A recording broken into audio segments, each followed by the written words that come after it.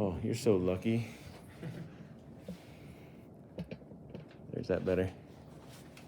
So we come over here at the end. Desired results. What color do you want? We come over here. Iron luster. See that photo right there? This is saying if we apply it appropriately, if we mix it, apply it appropriately, and fire it to the right temperature, it'll come out pretty close to that. Okay? Copper red.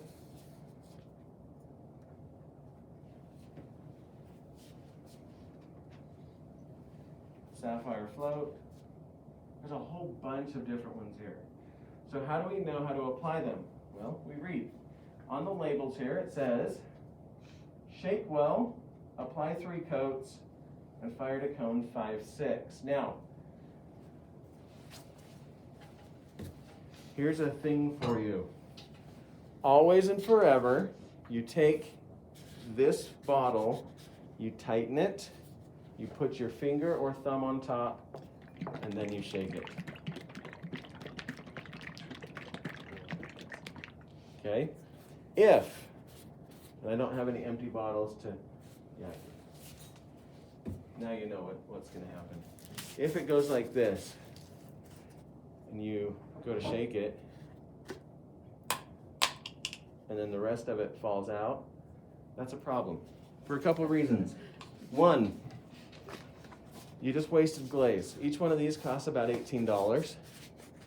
Okay. 2, if it gets all over you, that white, which comes out Arctic blue if we fire it, will come out of your clothes probably. This will not. You'll have a stain. So if I were to shake this and dump this onto his shirt, he would have some sort of a stain on it. And that would be sad. But it happens. Every semester, somebody forgets. They go to shake up, and this goes flying, and this lands. Or they're painting, and it's like hanging out right here on the edge, and then it falls. I don't think it's that big of a deal. We work through it, but it is a big deal for you. Okay? If I get glaze all over me, I have like 15 pair of khaki pants just like this. I'll be okay. But maybe you're wearing your favorite shoes. Okay? Or your mom will kill you. My wife turns a blind eye. Okay. Except for when our washing machine was acting up last night. She like, you know this is your fault, right?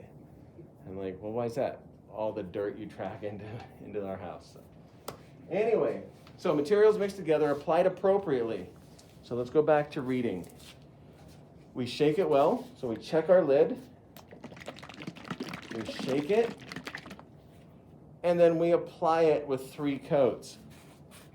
Let me grab a paintbrush. Is this for all the glazes or just that one? That's a great question. This is for most paint-on glazes. So, you're going to want to read all of them, but the rule for paint-on glazes, and that's what's in this cupboard, is 3 coats. Okay? Usually uniform, but not always. Anything that says Shino on there, it's going to say, some of them are going to say spotty or sporadic, where you just kind of throw it on there, and then you're going to get other things happening. So, back to the very first thing. Before we even pick out a glaze, we've got to make sure it's fired, correct? Okay, and we do that by flinging it, scratching it. Okay, we could do it by sight, but the speckled clay is pink, and this is half glazed already. The B mix is white. So they don't look the same. So if you don't know, you're going to go by sound. Again, if it scrapes your fingernails, it's probably fired. And if you just don't know, what's your course of action? Please ask. It's far better to ask than to stick it over there glazed, and then we have to have the, sorry, I'm not going to fire that conversation. Okay? Just because it's up here or right there does not mean it's been fired. Good chance it has. Now, I'm going to pull this over here a little bit. I'm going to talk about inconsistencies real quick. So, if you didn't clean it up as well as you thought you should,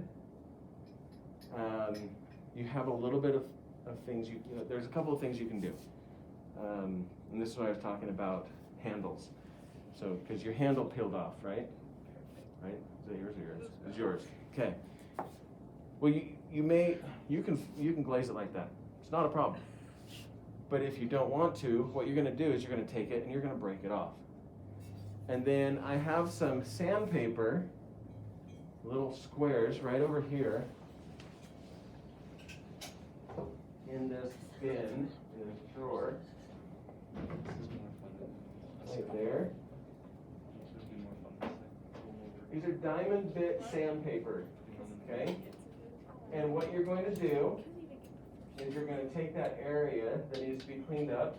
Now, if the whole thing needs to be cleaned up, you really didn't do a great job making it. You really should have spent a little more time. But there's a few things that need to be touched up. You have to do it underwater. So we come over here, and then we'll smooth that out just a little bit. Now, this is one of those tips just to clean that up. So with your handle, you break it off, and you come in and just smooth it out. But I can't glaze this right now. I have to let this dry for at least an hour because I've just put water into it, and if I put glaze on it, the glaze won't soak into the cup the way it's supposed to, and it'll be sitting out here, and it won't be applied appropriately. Okay. Plus, it'll take forever to dry. So I'll set that aside. But these are over there, always underwater. Anyone want to guess why? Glass shards and glasses isn't good for you? Yeah, glass is not good. And it's the tiny, tiny particles, if I go to sand this, go up in the air, and they'll actually float for up to 3 days. But most likely they'll end up in our lungs. So we don't want that. So we put water on them. Okay. Let's find this. Now, one of the reasons why we do texture on this one is these glazes break. Well, that's one glaze, and it's saying where it goes thin, it goes light or white, maybe clear. I don't think I've ever used this copper red. Somebody has, though. Where it goes thick, it kind of goes a dark blue purple, and where it's a normal color, it's just that nice coppery red purple color. Okay? So when we have texture, it does that. Now, I didn't shake it. For you, again, don't let it fool you. That color comes out that color. Okay? All right. So, rules for glazing. 3 coats of paint on glaze. It's going to change when we go to dipping glaze. Okay? All right. Now I'm going to put it on. Okay, it's thick. I'm going to put on 2 coats of this because it's really thick. Or you could come talk to me and we could add a little bit of water and shake it up. Now you can do spot glazes. Like I could come in here and go around my little additive piece. I can do that a different color. But what's the total amount of glaze layers I can put on this? 3. Okay? Now that does sort of change as we move forward, but you see how fast that dries? If it's not drying that fast, there's something wrong. Okay, so we're going to go through, and I'm just going to paint this. Now,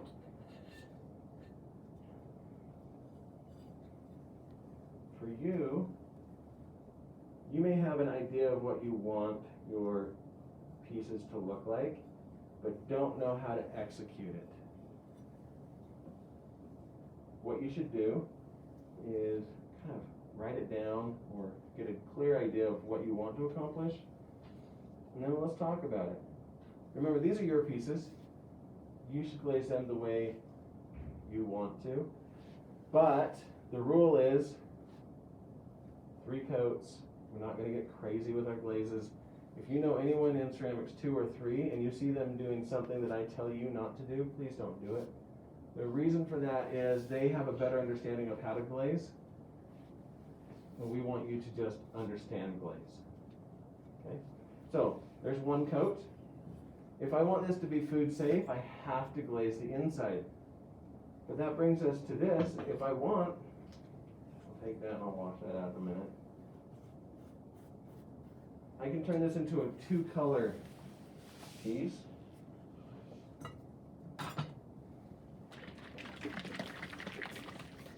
Hear how that one's so much runnier? I'm not even pointing at myself. It's okay. Okay, same color, different results. Remember, because it's materials mixed together. So whatever the materials in this and this could be similar, or they could be totally different. It's just that right now they are coming out to be a similar color. I'm going to take this and paint the inside. Remember, red particularly has iron in it. Iron stains our clothes. Will it matter if you overlap a little bit? No. If you can't remember how many coats there are, but you know you've done 2 and you've probably done enough, it's food safe after 1 good coat. It'll look its best after 3. Okay? So that'll dry, and I'll just set that there. Now, a frequently asked question is this: can I start glazing today and finish up another time? The answer is yes, you can. It can sit. You just need to pay attention to your layering, okay? Also, write down what color you used. Because you say, well, it went on red. You got a lot of those. Okay, so I've done 1 coat of each. If I wanted to, I'll probably do this in another class, I will do this 1 color and my handle the same color, so it has like 3 things going on. You don't have to do that, you can just pick 1 color. How soon can you put on the next coat? As soon as it's dry. Yeah, as soon as it's dry. So this outside I could put my next coat on pretty much right now. Okay, so rules for glazing: 3 coats. Clean off the bottom. So if I'm being pretty wild on my glazing and I happen to glaze on the bottom, I've got to wipe that up. Okay. Glaze the inside. If you put it on this shelf and the inside's not glazed, I'll still fire it. Maybe you just want it for a pencil holder. That's perfectly fine. But if you plan on drinking out of this, you need to put a glaze on the inside. Okay. Now, let's go to dip glazing real quick. So we've done pour glazing.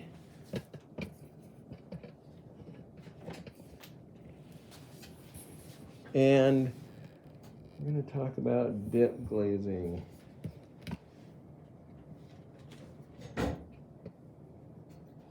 So there are going to be 5 glazes up here. And I might have a good example of each. So clear, you know what clear is. And that's perfectly fine to put on a clear glaze. It's just going to be clear. There's not going to be a whole lot happening. The middle one is a blue-green, and it's a translucent glaze, and that's something I haven't talked about yet. There are 3 opacities of glaze. There's technically four: clear, translucent, semi-translucent, and opaque. And sometimes you just find one that says semi-opaque. But the blue-green is a semi-transparent glaze, and it comes out like that. Crazy enough, here's another part of glazes. There are different atmospheres for glazes. We fire in an electric kiln, so it's called oxidation. Some people will fire in a gas kiln. That's called reduction. Now, this glaze in a gas kiln looks like that. But in an electric kiln, it looks like this. But this glaze, they've made it so that it looks like a copper red. In an electric kiln? In an electric kiln. So then, the kilns we use, this glaze comes out like this glaze comes out like this. In a gas kiln, if I put this in a gas kiln, it would come out similar to that. so then what would happen if you put that one in a glass? I have no idea. Yeah, I have no idea. What's the reason for that? Just the difference in how fast it goes to temperature? With air or without air is a big deal when it comes to glaze. So reducing the air actually pulls carbons from the clay into the glaze out, and it helps to change. So don't what's going gas on. kilns, don't they operate under a vacuum? No, they're usually fairly open, but they plug them up the best they can. So some are better than others. I was wondering if they vacuum. Yeah, there are some that have really good, they call that really good reduction, where it's closed off really heavily, and others are more open. And that would change the color? Yeah, absolutely. So do you want transparent if you're trying to like still see your design under? You're gonna want a translucent. You don't have to do clear, although if you want, you can do the underglaze. Sort of defeats the purpose of these glazes. Or you're gonna find one that's gonna break a lot. That way, in your textures, it pools and it goes darker. On the edges, it goes lighter, that kind of thing. But I would find one that's probably translucent and not opaque. Okay. Yeah. Sorry, last question. Can you paint? Is it good to paint after you, or can you paint after you glaze? Paint, Just like paint, design, whatever. like if I were to glaze this and then paint some more design on it, Yeah. with what? I don't know. Paint just straight up. So if I wanted to, how many coats can I put on this? Up to 3. Up to 3, right? So if I wanted to, I'm gonna come in here, and I'm gonna throw another coat on here, right, like that. And I know it's not dry yet. But if I wanted to, I have 2 coats on that side right there. I could come in here, and I could throw that on there. And now I have 3 coats in that spot, and I'm done glazing that part. So yes, you could come in and do something like that. I wouldn't put underglazes on over these. Okay, back to dipping glazes. So the blue-green comes out like that cut. Next to it, oh, in the hole, there's one called tenmoku. It goes on red, and it fires dark brown, blackish red, like that. There's a bunch of things that make this change. The thickness of your piece, where it's placed in the kiln, the thickness of the glaze. But for the most part, it comes out a really nice, dark brown. Okay, I like it. My wife hates it. She's like, will you stop bringing home that poop brown? From here, it looks solid black. It's super nice. It looks really black. It does look really black. When you get up closer or where it gets thin, you can see brown spots. If you have texture on there, it'll break just a little bit.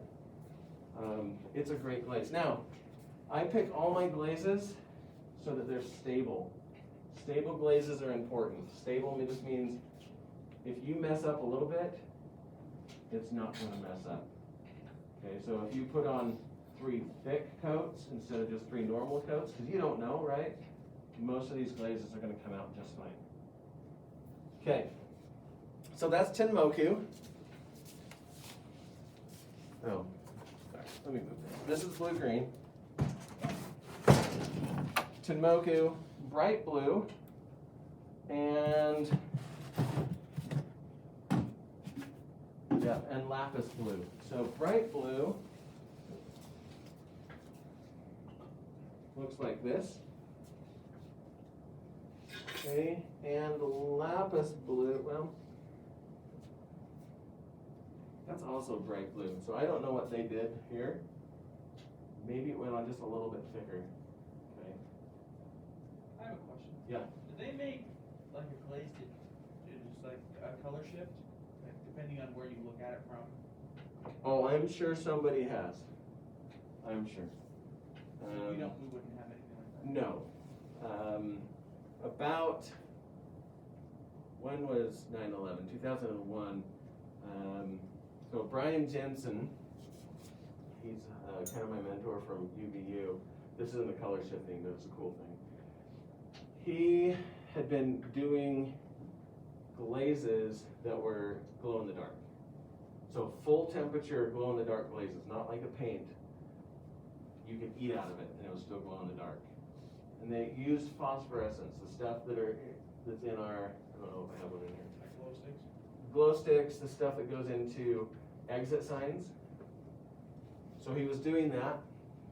Well, 9/11 happened, and the need to put up glow-in-the-dark emergency signs went up dramatically across the world. Phosphorescence, those things that make it glow, the prices skyrocketed. So he stopped making that glaze. But there are lots of cool glazes like that. All right, lapis blue. I didn't find one this morning. And it's going to be gone pretty quick anyways, but it is kind of a purple blue. And here's some other things that we talked about with glazes. Matte and shiny. Okay, and lapis blue is matte. It is not shiny.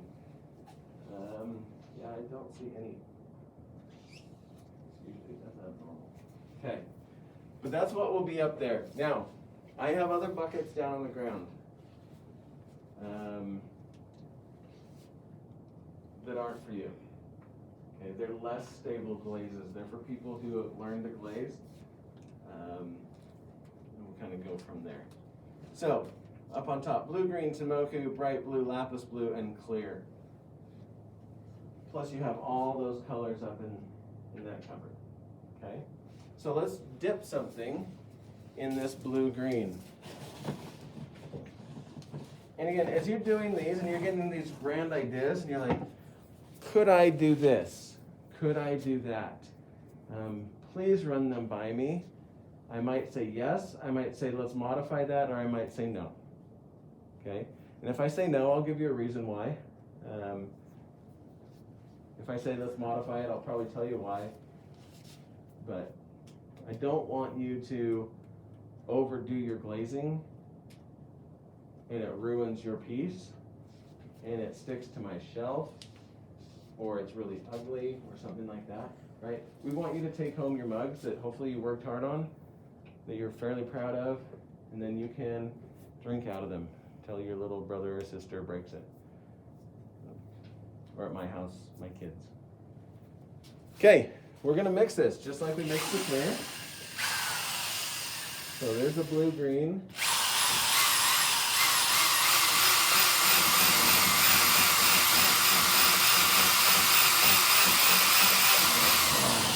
Now I'm gonna stop right there. Let's see if we can't see this really well. That's all right. Can you see that? Okay, it's kind of gross, right? The top 2 inches of that is water. And the rest of it goes down, and there is a thick layer of colorant, and then there's a thick layer of the glass, how things kind of weigh. So I'm going to mix this one up. This is one you're not going to use, but with the clear, when we did it with clear, you could mix it up pretty quick. There's no colorant, it's just glass and water. Is basically what it is, and a binder. So we come in here, see how we can start to get all that mixed together, because what's the definition? Materials mixed together, applied appropriately. If I don't mix this, it's not going to be applied appropriately. So I'm going to mix this all the way to the bottom.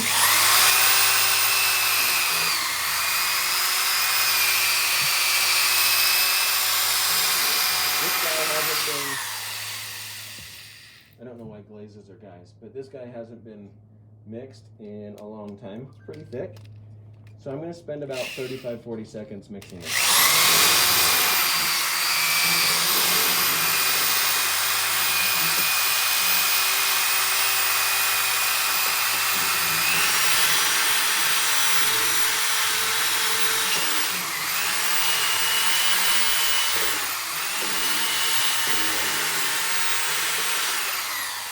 Okay. So I would mix that, then I put this back in the bucket. And this back one, if you don't remember, is water. And I know it has red in it. It's still just water. It's not going to hurt your glazes. There's not enough colorant to make anything have a problem. Okay.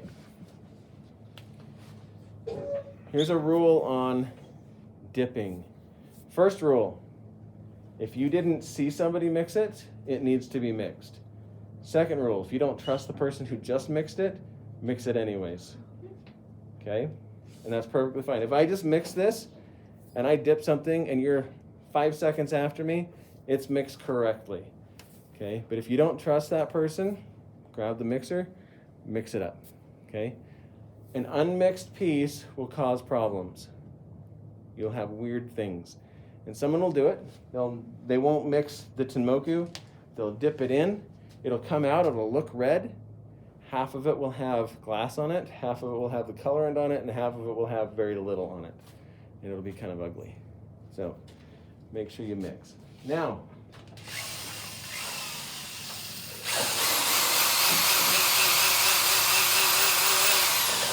when we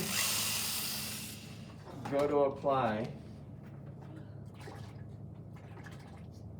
and I mixed this up, 2 minutes ago? Can you see how I just mixed it again? So when we go to apply our glazes, the next rule for dip glazing is this: 3 seconds or less. Okay? It is not 3 coats. It is 1 coat, 3 seconds or less. If you put on 3 coats, if you triple dip this, you'll have so much glaze on there, it's going to run down.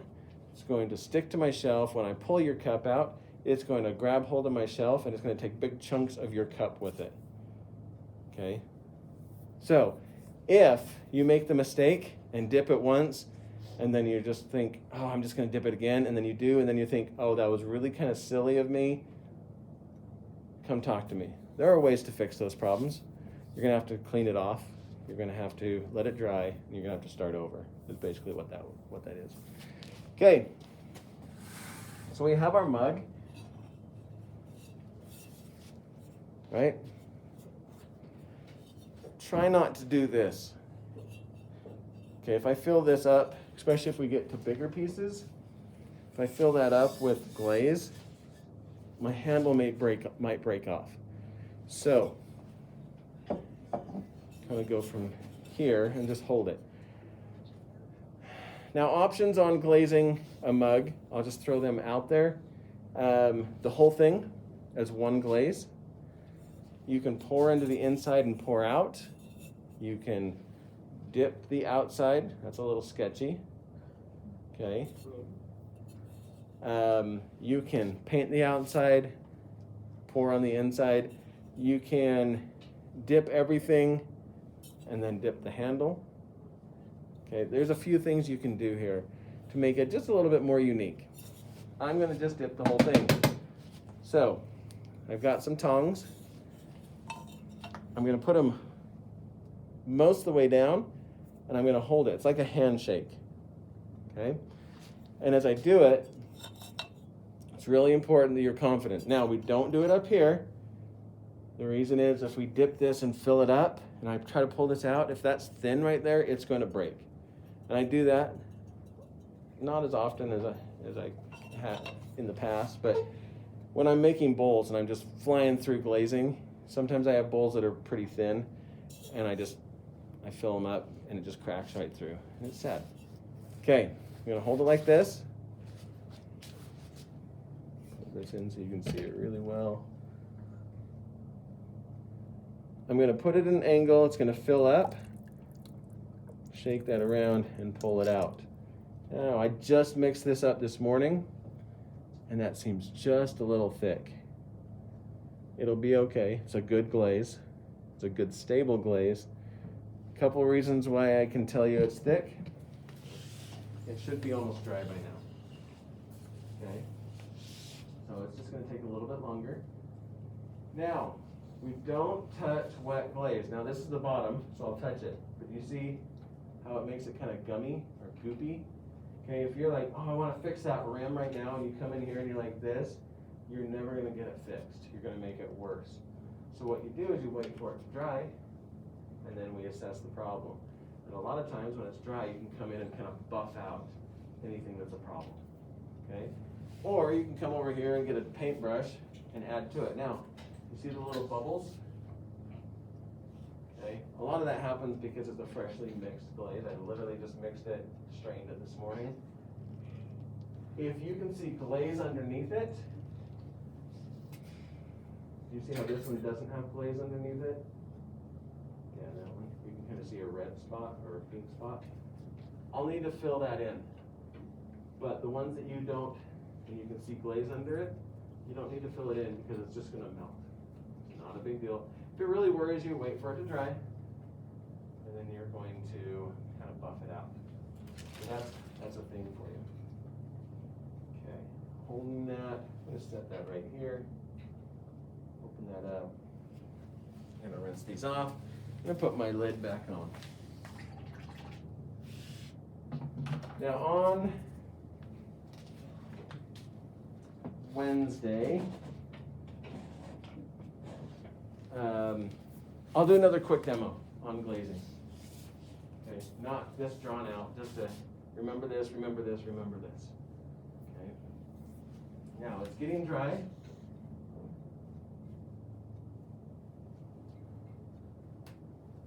Okay, a couple of things to buff out, or you can leave it. It's not that big of a deal.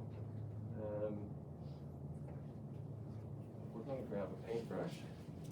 It's a big one. You could also use your finger to do this. Make sure it's mixed. If I didn't say this before, this glaze, these glazes, they all separate at a different rate. Some of them will separate so there's 2 inches of water within 15 minutes. Some of them will separate a little bit at a time, like this one right here. That top layer is more watery than it should be if I were to dip my whole thing. So, but I'm going to come in here, hit all my little bubbles.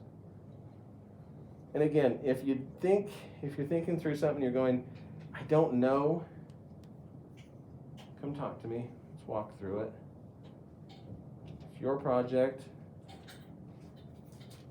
Yeah, that is a little thicker than I like.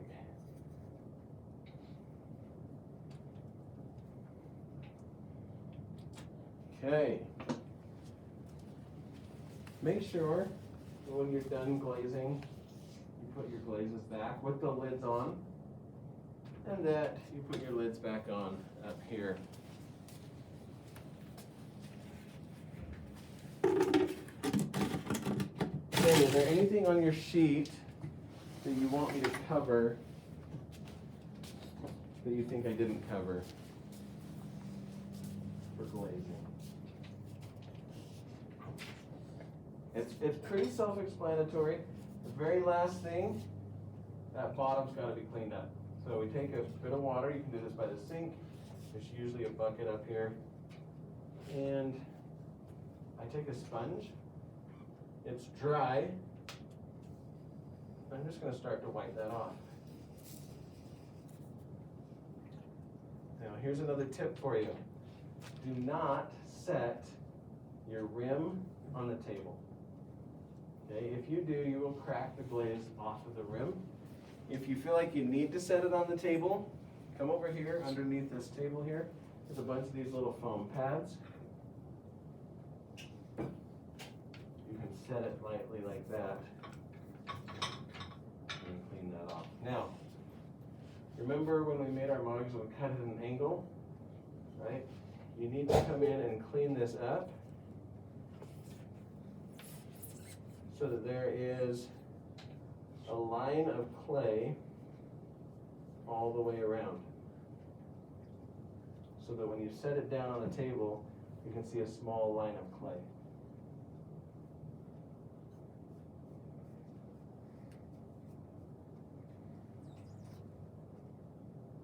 Now, see how there's glaze in my texture? It's perfectly fine as long as when you wipe it, it kind of creates a little indent on the glaze. So that'll be fine to have some glaze in there. If it was flat, it's not fine because glaze will swell just a little bit and then it'll stick. So if you don't know, come ask. Okay, I do check the bottoms of every piece. And if it's just some tiny little thing that needs to be touched up, I'll hit it before I put it in the kiln. If it's a big thing, I'm going to try to find you and have you take care of it. Okay? Then I'm going to put it up here.